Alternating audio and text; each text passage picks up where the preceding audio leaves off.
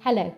In webinar 4 Climate Security in the Sahel, we investigated the complex and intertwined issues that lead to conflict and instability in this region.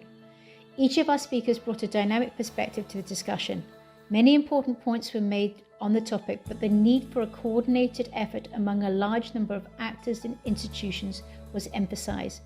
Building climate resilience through the CGIAR's unparalleled knowledge of food and water systems was also highlighted. Take a look at what they had to say. There is a need to start working not just with a military framing, but in fact with a human security type of framework that would allow us to address the multidimensional nature of the factors that are affecting people's security in the Sahel. It is important to really work with all the different stakeholders, from regional to national to community level, in order to provide the evidence-based information that will allow these actors to mainstream climate change and variability into their respective strategies, policies, and development agenda. Discussing the subjects as we are doing now is very important, and we see that it is even more important to address this with national governments and the regional organizations in addition to the UN and the AU. There's no consensus that the Security Council should work on climate change or that it needs to even consider that sort of thing, or that it's part of its mandate. So even that work needs to be done.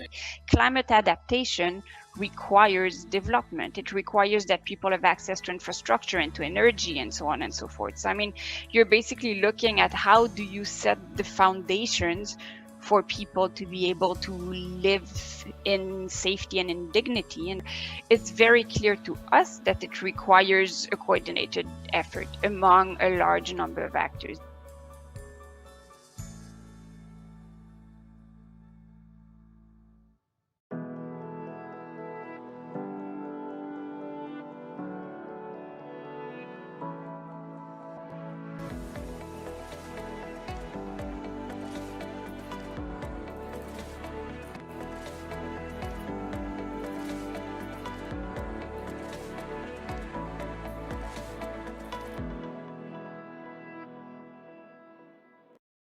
Debates continue to take place on whether and to what extent climate plays a role in exacerbating conflicts. Outside of these debates, the complex interactions and feedback loops between climate and conflict are a major threat to livelihoods, affecting millions as we speak. This is likely to worsen in the future. Climate change is a reality, and its effects will be profound at a global scale. Understanding and addressing these complex interactions between climate and conflict is likely one of the keys to achieving long-lasting peace. Until now, we have not addressed conflicts with a climate-smart approach and the urgency the matter deserves. Climate and conflict experts have much to improve in how they collaborate and exchange with each other. Finding common ground among the different perspectives is crucial. The way to address the complex connections between climate, conflict and peace is to adopt a systemic perspective towards food systems and natural resources, focusing on the key interactions for science and policy making that are central to long-lasting peace. We invite you to join our CGIAR Climate Security webinar series with live and interactive sessions connecting science and policy in the context of climate security and conflict. Our goal is to highlight the importance of developing sustainable food systems and natural resource management as a foundation for long-lasting peace.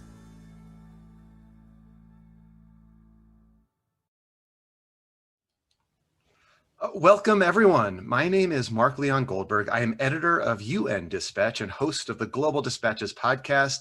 And today's conversation about climate security in Colombia is being recorded as a live taping of the podcast.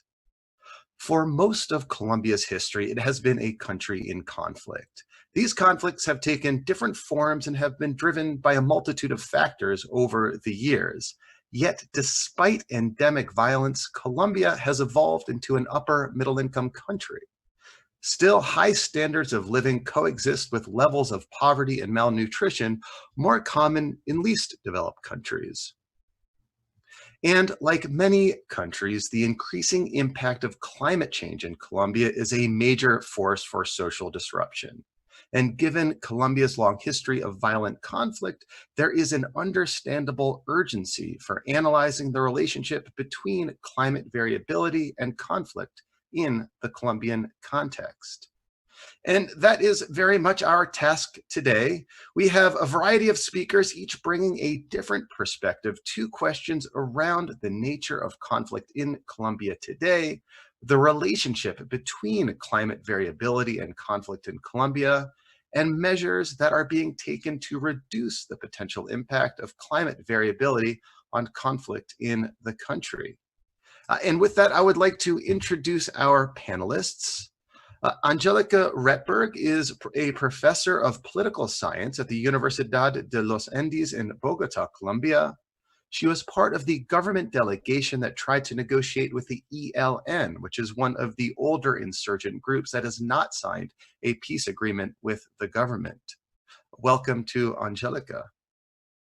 Frank Pearl is a former Minister of Environment of Colombia, the High Presidential Commissioner for Reintegration, and senior lead peace negotiator during the peace talks between the Colombian government and the FARC, which led to the peace agreement in 2016. He was also chief negotiator with the ELN. Juan Lucas Restrepo is director of the alliance between Bioversity International and the International Center for Tropical Agriculture with CGIAR. Welcome. And Governor Fernando Luis Suarez is acting governor of the Antioquia department, former secretary of government during the several periods, and a key player in the efforts of city and regional governments have deployed since the 1990s to counter different waves of political and criminal violence in the department. Now, Governor Suarez will not be joining us live. Rather, a few days ago, Diego Osorio of CGIAR interviewed the governor. Midway through today's conversation, we will play video from his portion of the interview. The interview was conducted in Spanish, and I will read an English translation of the questions which were posed to him, and his responses will be dubbed over in English from Spanish. Thank you, and with that, let us kick off. Angelica, I'd like to pose the first question to you. Given your academic and practical experiences, I'm very interested in kind of having you give us an accurate definition of post-conflict Colombia today. Can you help us understand the reality of conflict in Colombia in 2020? Thank you, Mark. Good morning, everybody. Thanks so much for inviting me to this wonderful panel and to as timely as ever. Yes, I'll be happy to try to approach some form of definition, or perhaps rather to submit or contribute a few factors that we should include in our discussion of the topic. First of all, as you all know, 2016 was a very important year for Colombia, as during that year, a peace agreement was signed between the government and FARC, which has been implemented ever since. We are now celebrating 4 years since that signature. Since then, the FARC, which was one of Latin America's largest guerrilla groups, has turned into a political party with representation in the National Congress. In addition to that, a very ambitious transitional justice structure has been put into place, including a peace tribunal, a truth commission, and an office for the search for disappeared persons. And perhaps more importantly, over 9,000 fighters demobilized, turned in their weapons, and are now in the process of leading civilian lives in different areas of the country. At the same time, of course, as you all know, peace agreements are necessary but insufficient for building peace. There are several processes still in March, still underway, showing the many challenges Colombia still faces. One very important one of these would be the ongoing trade in illicit crops and also illegal gold mining, both of which are topics that feed into the discussion of the state of the environment in Colombia, because both have contributed to deteriorating environmental conditions in the areas where they're grown or extracted. In addition to that, as you know, we have a very tense bilateral relationship with Venezuela, which makes it complicated to deal with some of the security challenges that remain in the country. And that finally has also led to an important flow of migrants into the country who compete with other vulnerable with other vulnerable groups over limited resources and government attention. So I would say that Colombia is well into the process of building lasting peace. We may describe this as peace and muddling through modus, because of course peace is not implemented by the book. It's implemented the way in which the ongoing negotiations among different sectors of society are happy to proceed. There is a limited amount of resources available despite the ongoing support by the international community.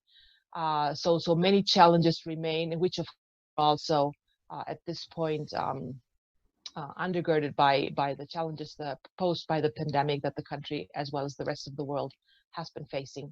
I would perhaps just like to stress that Colombia has a long history of violence and of armed conflict, but it also has a long history of attempting to overcome the challenges and the legacies of this. So in the process of dealing with conflict, a very ambitious and widespread peace-building infrastructure has been developed in the country, and I think that's one of the many assets that the country has faced with the challenges now. There are institutions in place to deal with the challenges or the problems for displaced populations. There are quite ambitious institutions also in place, of which Frank Pearl, of course, was a part of as well, dealing with demobilized populations. There's a huge victims unit tending to the needs of over 9 million victims that have registered with the Colombian state. So yes, there are many, but there also have been many efforts to overcome these problems and to address the needs that still emerge from such long-lasting conflict and violence in the country. Thank you. And now I wanted to turn to Frank Pearl. You were Minister of the Environment in Colombia and then played a central role in the peace negotiations with FARC, which makes you well suited to analyze the relationship between climate variability and conflict. What have been some key trends in the evolution of environmental priorities in Colombia, and how have these trends impacted conflict resolution, and peace building, if at all? And perhaps more broadly, to what extent is climate change and environmental factors part of the public discourse about conflict in Colombia? Well, good morning, everybody. I think we're a country which is new in terms of having conscious about the environment and environmental policies.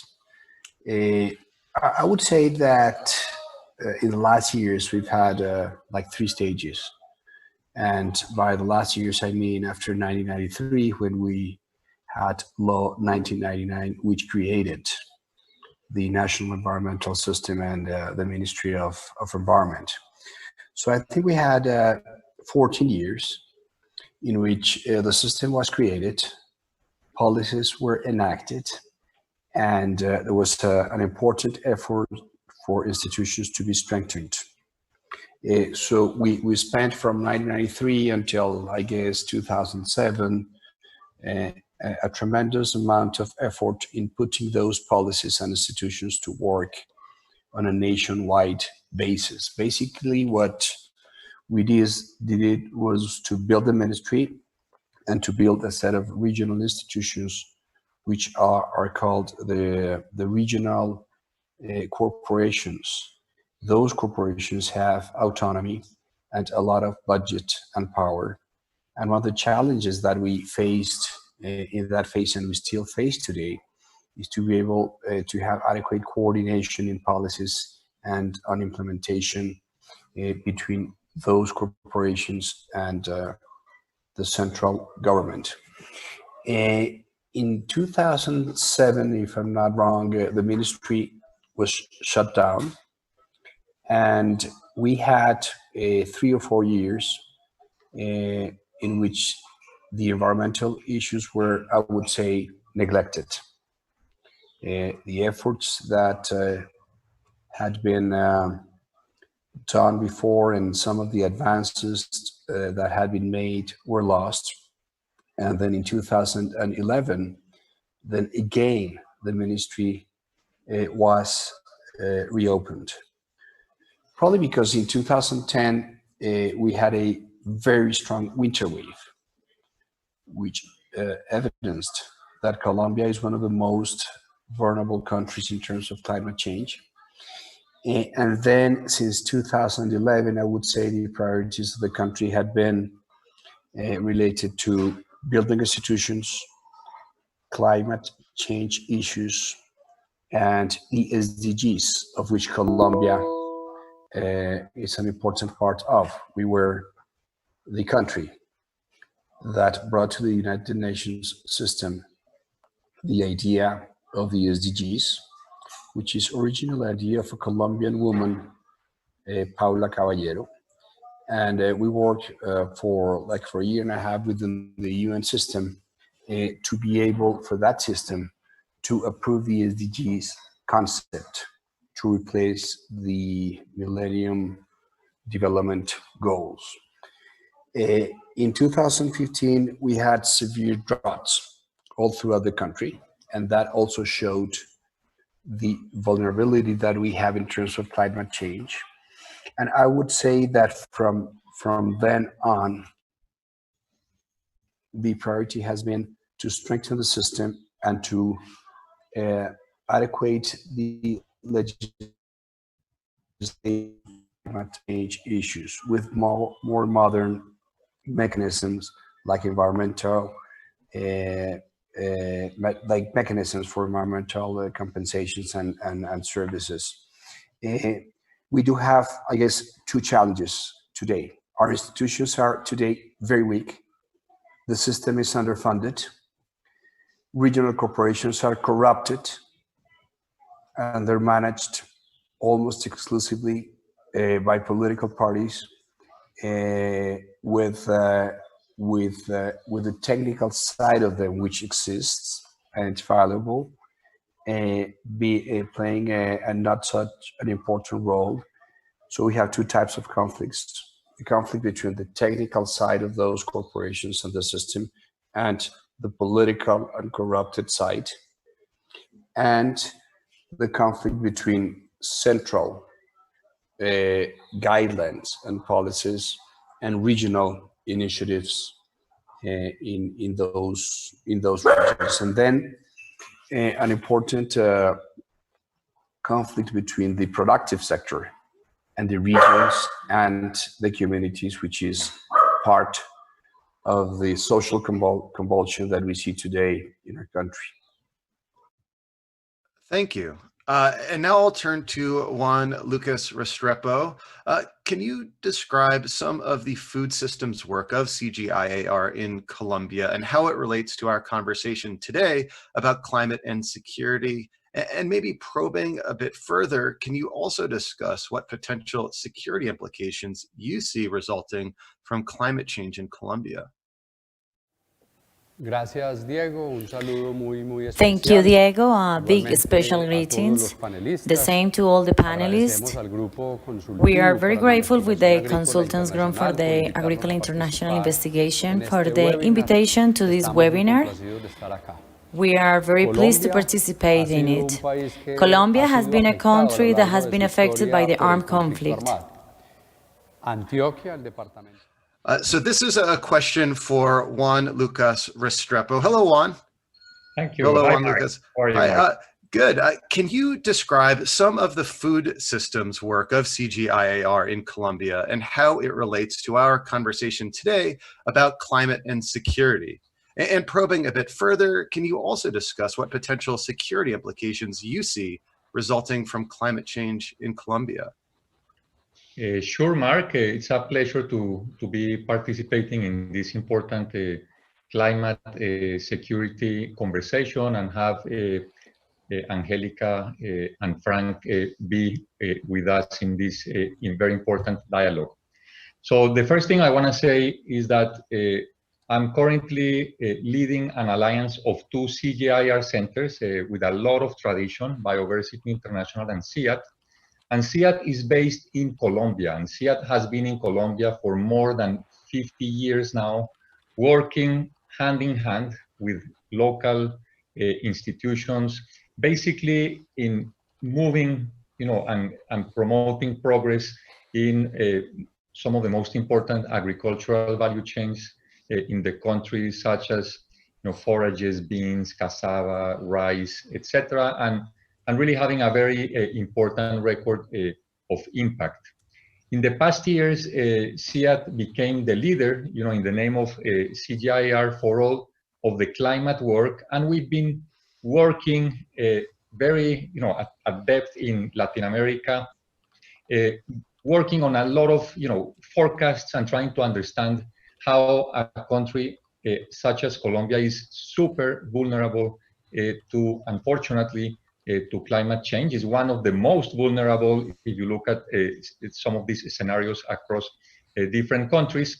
And if you read in the invitation to this webinar, we estimated that by 2050, climate change in Colombia could impact up to 3.5 million people, or 25% of the agricultural and agro-industry jobs, if we don't tackle in an adequate and firm way this event through commitments mainly from the government on adaptation. And we also estimated that about 80% of the crops in about 60% of the traditional agricultural areas will be somehow impacted. And we even went further to look deeply into some value chains and found, for example, that our great mild Arabica coffee, Colombian coffee, washed coffee, is at risk, especially in the lower altitudes, given this very significant pressure for climate. So Colombia is struggling, and we're seeing, as Frank said, with La Niña, not only increases in temperature, but a huge variability in rainfall patterns, where we have too much or too little of water, which is absolutely critical at the landscape level.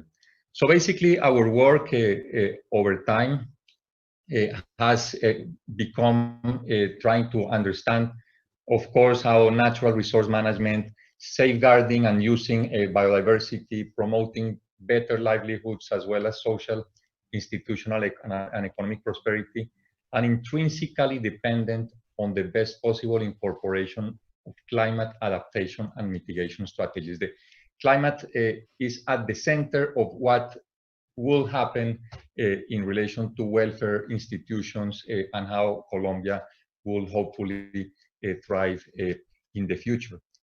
So this intimate relationship, of course, can be interpreted as being one between environment and conflict.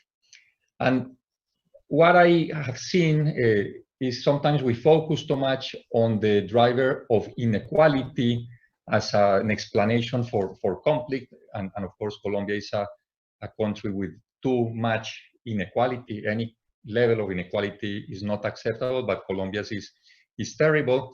But also conflict has arisen, in my view, from a significant territorial divide, because a large part of the country lacks the institutions and the infrastructure required, especially in institutional terms. And we are still testing some institutions, some that came from the peace agreement, some that, as Frank mentioned, came from the new environmental system, that are making progress, but that are still weak and mean an open room for informality and illegality that are a key driver for Colombia's lack of relative stability.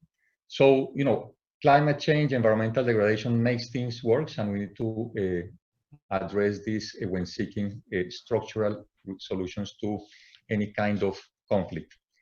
Very quickly, our alliance is currently devoted to working on large projects of systems for forest conservation, climate protection, plus and peace building in Colombia, on top of our more traditional work on crops. And lately, we're very focused, and we have understood that everything has to do with food systems transformation and how we cross that with what may happen and how we can support territories and their communities over time. Food systems transformation, and we may go deeper into this a little bit later, is probably a critical driver of all of this. Thank you. And now I would like to bring into this conversation Governor Luis Fernando Suarez, who was able to join us earlier. Governor, your department, which includes Medellin, has been greatly affected by violence and has dealt with regional threats like drug cartels, insurgency, social violence in both urban and rural areas. All of these issues have been present in the department, but it has also been very proactive in developing solutions and has recorded some notable successes in reversing those trends. Now we are dealing with climate change and its implications for conflict. So as an experienced high-level official who has dealt with these phenomena over the years, can you share with us your key ideas in terms of the department's success in dealing with past iterations of violence and how that informs your views on the new wave of threats, among which climate change is one of them? Thank you, Diego. Big special greetings. The same to all the panelists. We are very grateful with the Consultants Group for the Agricultural International Investigation for the invitation to this webinar. We are very pleased to participate in it. Colombia has been a country that has been affected by the armed conflict. Antioquia, the Antioquia department of sub-region, has not been foreign of the situation. We have the presence of armed groups, rebels from the guerrillas. A lot of groups as EPL, M19, FARC, ELN. And that violence from the guerrillas was mutating when the self-defense group or paramilitaries arrived. All this was mixed with an armed violence associated with the narco-traffic. This in Colombia brought a lot of violent death. This has a victim registry of 10 million people, and Antioquia has suffered, especially in that conflict, in which we have around 1,800,000 people registered in the Victims National Registry. The picture of this security in Antioquia has been very complex. Medellin was the most violent cities in the 90s. Fortunately, the social resiliency, the social projects, the inversion to address the social inequality have changed that picture. A lot of these illegal groups have been demobilized. The most recent was Los FARC in 2016, after a very long dealing process. It was too cheap to sign the FARC agreement. This brings today a new scenery, more positive, but we're still having a lot of challenges and difficulties. We're still having the presence of armed groups in some regions of the department, with no doubt have been associated to the narco-traffic violence and a new criminal modality that is related with the illegal mining or criminal mining. The illegal mineral extraction was an important criminal rent. And looking to the Antioquia map, we have a special focus, a special interest of work for the Low Cauca region. The Antioquia Low Cauca has been historically affected for this violence, and there has been very disadvantages, very negative, and we have disposed from the Antioquia governation the great alliance of Low Cauca with a huge social investment, but with a direct attack with these criminal structures. Thank you. And Governor, please tell us why Antioquia declared a climate environmental emergency. How is this a central priority for you and your government? The declaratory of the climate emergency that we had in February from the Governor Aníbal Gaviria Correa is a great politic decision that generates the visibility of the severe problematic that Antioquia has in the climate subject affectation. The climate emergency has been declared because the reforestation, because the forest fire, because a lot of the municipality have affectation in the water supply, because of the biodiversity that we have lost, because the inadequate management of the solid waste, because of the pollution on the air, mainly in the metropolitan region of the Aburrá Valley, because of the inadequate use of the soil, because of the soil degradation. That declaration of the climate emergency opened a positive scenery to make visible the problematic. But more than that, we have to define the greatest bet, the greatest actions that we should confront in the next year to confront that picture that we found in the Antioquia department. Today, we are orientated to work in a great alliance for the Low Cauca and the Great Alliance to attend this climate emergency that we have in the Antioquia department. We have an ambition goals in our development plan, which is orientated in the next few years. We will cultivate at least 25 million of trees. For this, we need to alliance with private and public sectors, and we need to establish an alliance with groups from national and international levels. That is maybe the biggest action that we will enterprise in the next years. But additionally, that decision and politic look to educate the business leaders, the business leadership. For example, we would like companies that work for the protection of the environment. Today, the concept of sustainability has gained a lot of importance. The action frame of the development of Antioquia has been centered in the 17 goals of sustainable development. A lot of ODS will point our way of action, and we schedule that we have to continue in the next year to attend the difficult pictures that we found in the Antioquia department. Maybe I will emphasize in our fundamental challenge with the Great Alliance for the Low Cauca, where we have focused in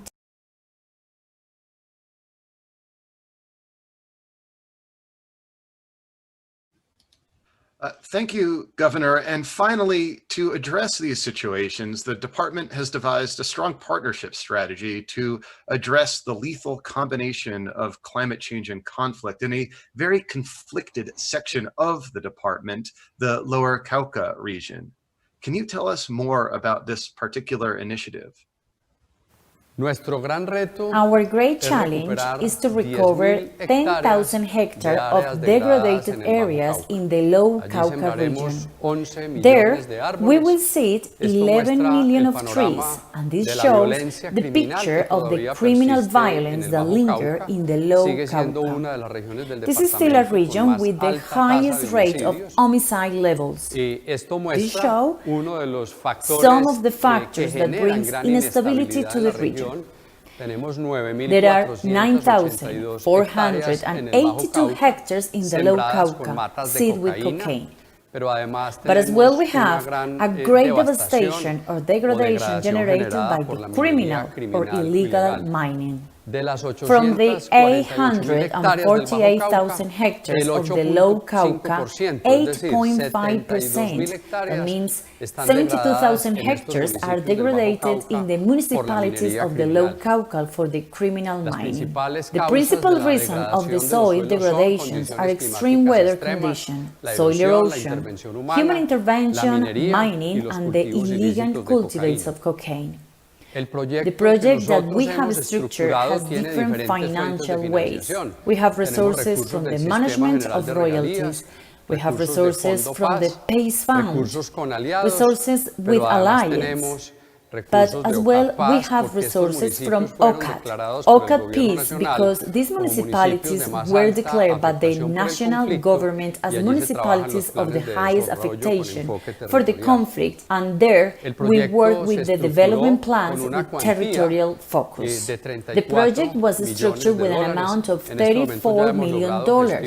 In this moment, we have achieved resources from more than $14 million, and we still have to do big alliance to find resources to co-finance $18.7 million. This shows where are we going to work in all these projects. These are the municipalities of Low Cauca and part of the northeast of Antioquia. Here are the municipalities and areas of intervention, and maybe a subject that we believe is very, very important. These are the 5 modalities of projects that we have structured to work in this sub-region, mixing 2 elements that we believe are fundamentals. The first one, wood projects or reforestation projects with an enrichment of native species, or mixed projects where we can have reforestation with bee projects, but as well with products that enhance food pantries and the food sovereignty of this region. In the Antioquia department, we have regions of the department that depends of the other regions of the department, the 80 or 90% of the products that the inhabitants consume. And here we have the different phases that we have been working on. We are here in September of 2020. 2 days ago, we have signed a contract with COR Antioquia, which is the Autonomous Region Corporation. And let's say that all the route that we have defined in this great alliance to regain the regions of Low Cauca. Thank you, Governor. And now I'd like to turn back to Angelica Retberg. Looking to the future, what do you see as potential trends in conflict in Colombia, and what key factors may impact and influence the trajectory of conflict in the country? So there are, of course, the challenges associated with the ongoing reality of illicit economies in the country. As I already mentioned, the presence of the drug trade, the illicit crops that are widespread across many areas of the country, in addition to illegal gold mining and mining of other minerals, is a source and a fuel for ongoing formation of illegal and criminal organizations which cause violence in many regions of the country. In addition to that, let's not forget that there's one remaining guerrilla group that has not demobilized, has not signed an agreement with the Colombian state, which is the ELN, which was mentioned at the beginning of this discussion. This group has been able to strengthen itself across the country, along the border with Venezuela, and also along the Pacific coast to the west. And despite the fact that it's a fairly small group, the regions in which it operates really feel its presence, and we have seen boosting violence or bouts of violence in those areas of the country. So that is another ongoing source of violence in the country.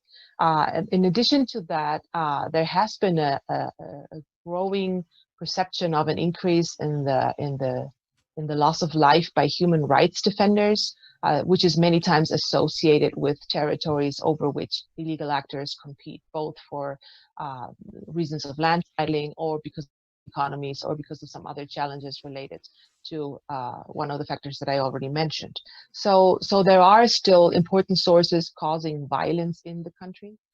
In order to overcome these challenges, I would say that, first of all, overall homicides have decreased over the years, and I think that's a trend that should be underscored. Colombia has changed a lot in the past generation, despite the fact that some forms of violence persist. So the fact is that also forced displacement has gone down. There have been significant efforts to understand what has happened to the country, to address some of the legacies, to address the needs of victims. And I think this all should be mentioned as part of the assets or the achievements that the country has been able to make facing its violent past. In addition to that, I would also say and I guess reiterate that there has been significant institutional capacity developed both at the national as well as the local levels. which provide with the proper mechanisms to address many of these challenges. It is not the case of a typical war-torn country where you will find a devastated economy and a devastated civil society. In contrast, or on the contrary, you will find a country with increasing institutional strength and capacity, and with a very vibrant state.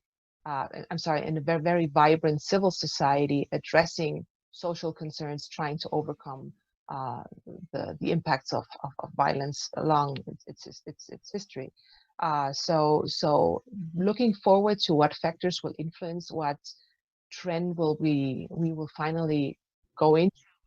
Say that one important aspect of this will be something that Juan Lucas already mentioned, which is the capacity of for institutions to address inequality and the way this may sometimes feed into violence, especially feed into the recruitment of youth and minors into illegal criminal organizations. I think there's a clear link between inequality and crime and violence in the country. In addition to that, of course, there's also the international factor, which is the bilateral relationship with Venezuela, despite the fact that I think an international war is highly unlikely.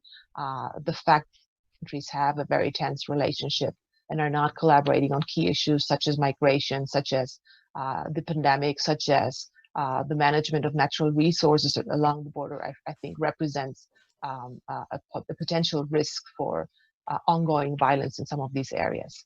So in as much as the country is able to address many of these factors, not alone, of course, but also part of an international system that will help it, for instance, address the impacts of the illicit economy, I think it's likely for us to with time, be able to proceed to become a much more peaceful society. In the meantime, we still have to work really hard. It's a challenge that most Colombians need to face. It's not something that anyone else will do for us. It depends on our willingness and our capability and our creativity to really develop the mechanisms to overcome all of these challenges. Thank you. Now I will turn to Frank. Frank, is Colombia ready to address the implications of high levels of social disruption caused by climate change? What does Colombia need to build resilience to climate change and the potential of climate change to exacerbate conflict? What partnerships also do you judge as essential to tackle this problem preemptively and proactively?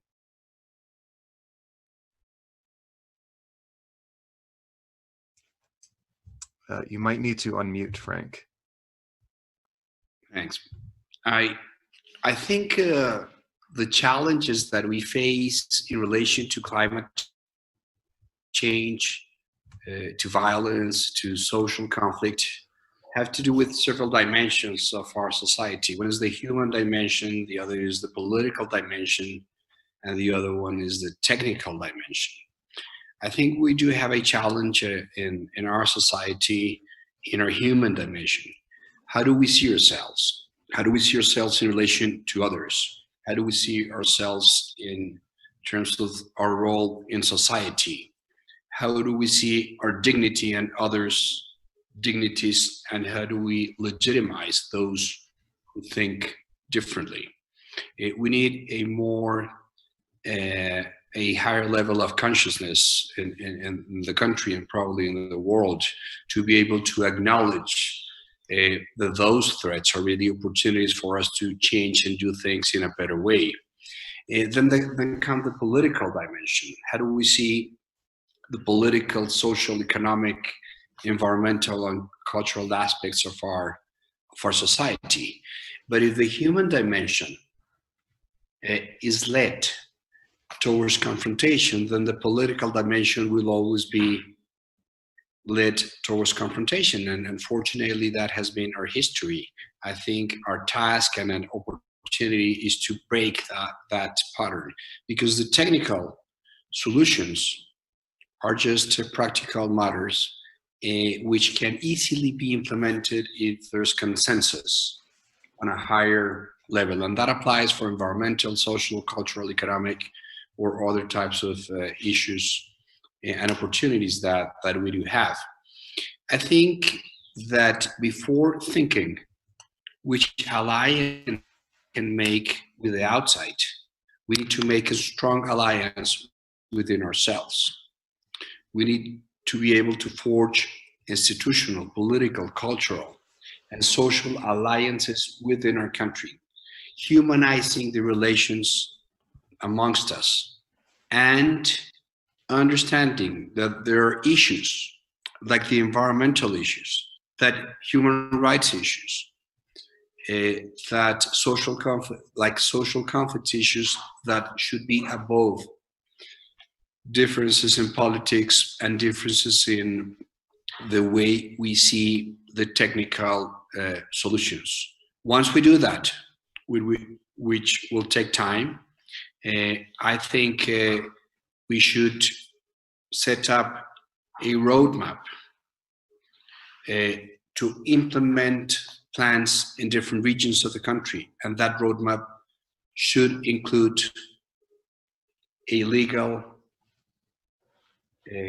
dimension to it, an institutional dimension, an economic, social, political, cultural, and environmental dimension. And by legal, we mean what are the set of rules that need to be changed so that solutions can be implemented. By institutions, I mean, what are the institutional capabilities to be able to bring the state and create appropriate market mechanisms in the regions. By economic, I mean, where are the resources going to come from, but more importantly, where are those resources going to be invested and why? By political and socials, I mean, what are the political and social consensus that we need at a national, regional, and local level in all the regions of our country to be able to have a really long-term plan to overcome these issues, taking into account, of course, the diplomatic, cultural, and environmental aspects in each of the regions of the country. Bottom line, the problem is not political. The problem is not technical. We need to be more conscious and humanize the relations amongst ourselves to be able to recognize those who think differently and to be able to tackle together these issues that our society faces. Thank you. Thank you very much, Frank. And now let me turn to Juan Lucas for the final question. CGIAR is known for its focus on science. How can CGIAR's work on climate security complement the work of other actors? What can we do to go beyond the silos? Regarding the Colombia case, and in particular on the Bajo Cauca project, what role can CGIAR climate security play to support this collective effort? Okay, Mark. The first thing I would like to say related to this is that as we have seen, and there is so much experience, science is essential, but science per se does not resolve anything if it's not well integrated into policy making, into the right way of doing politics, and of course, embedded in institutional strengthening. And we are seeing what damage can be caused, for example, by some world leaders that refute, for example, climate change against so much compelling evidence. So that's the kind of the first element.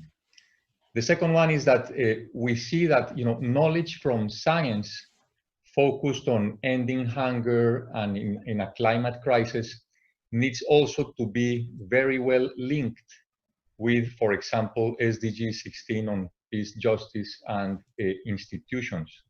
So it's not science and promoting new yields, closing yield gaps, solving technical issues, but it's knowledge from science also supporting how SDG 16 can be met.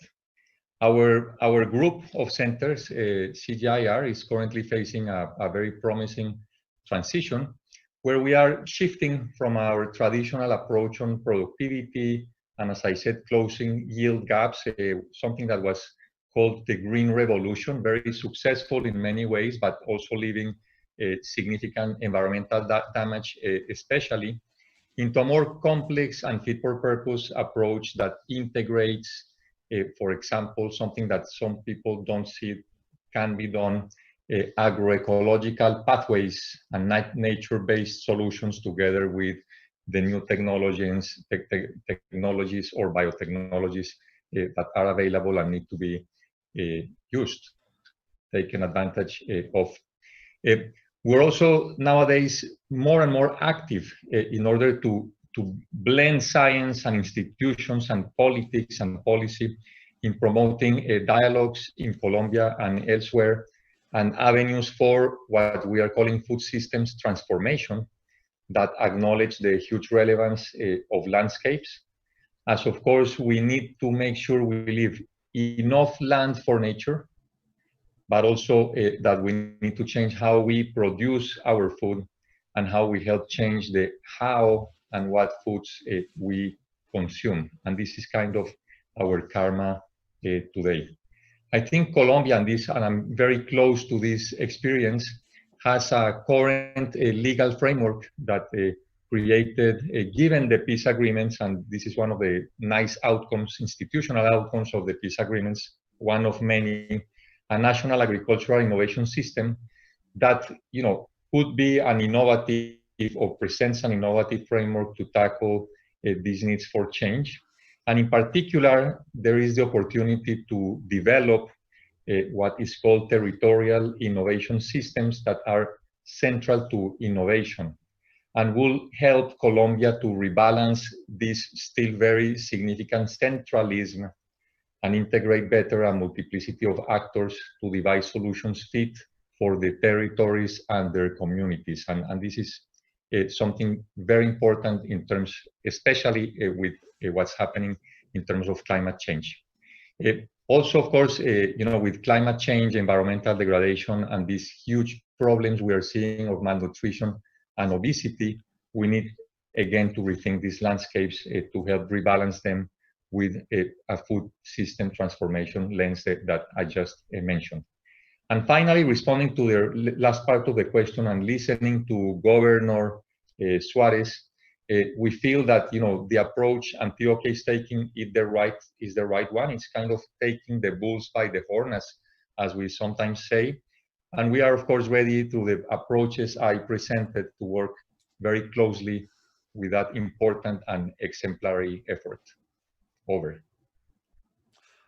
Well, thank you. Thank you very much. Thank you to all of our panelists for a very fruitful and interesting discussion. We have a lot to think about. And now I'm going to turn the camera back over to Diego to offer some concluding remarks. Thank you all, and over to you, Diego. Thank you, Mark, and thank you to all the panelists. Now, listening to all of you, we realize that there is a lot to be proud of. There's a lot of work to do. And there are 4 things here that are quite essential. First, climate change is real. And the implications are not just environmental. We have to play with those 2 distinctions. It's real. The implications will be beyond the environmental system. We have to assume the fact that we have a certain degree of institutionality. Therefore, we will be facing some challenges in that area. And so the connection between climate change and conflict is a clear one. Beyond the causalities that can be demonstrated by academia, we see that one thing has an impact on the other, and we need to be able to take this in a proactive way. In a way, we all see the impact of COVID-19 on our societies, and COVID-19 is just a preview of what could happen if we continue with systems that are poor or relatively weak in terms of institutionality, resilience, and the capacity to adapt. And so let's just imagine, we all have seen it now. If COVID-19 had had this impact on our institutions, the economy, and even the strength of society, then what's going to happen when we have to deal with a sustained impact that is coming from the effects or the combined effects of different variables of climate change that get to be maximized or complemented by different types of conflict and different elements there. One interesting analogy that I can present here is that this webinar reminds me a little bit of a tale by Charles Dickens, Christmas Carol, in which we had the ghost of the Christmas past, we also had now the chance to see and talk to the ghost of the Christmas present. And we have a little bit of a peek view of what's going to be the future, the yet to come. And so it's up to us to make the best out of it, to learn from this chance, and to really be proactively and engage in trying to take this bull by the horns and see how we can just be ahead of the curve and have a better impact and have a better way of handling things.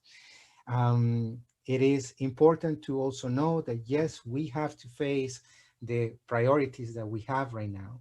And so when we deal with conflict, we have a very immediate objectives to tackle, but this is coming, this is real, and this will basically dwarf what we have to deal with right now. In the future, we're going to have major dimensions, larger conflicts, and we really need to be prepared. So this is a call for action, to work together, to work across disciplines, to work across institutions. The CGIAR is extremely proud to be part of this, to engage in this area. And we really hope that we're going to be able to connect with all of you across the Atlantic and different institutions so that we have a common front to deal with climate change and conflict in the future. And Colombia deserves it. Colombia is a fantastic country, and we really hope that we're going to be able to structure what we will do in the future, learning from Colombia. Thank you all. And I just leave you now with a video that shows the last of our webinar series on climate change and security, because we are aligning narratives and we are looking at a way in which we can all agree in terms of what needs to be done, how it needs to be done, and how we will do it in the future. Thank you all.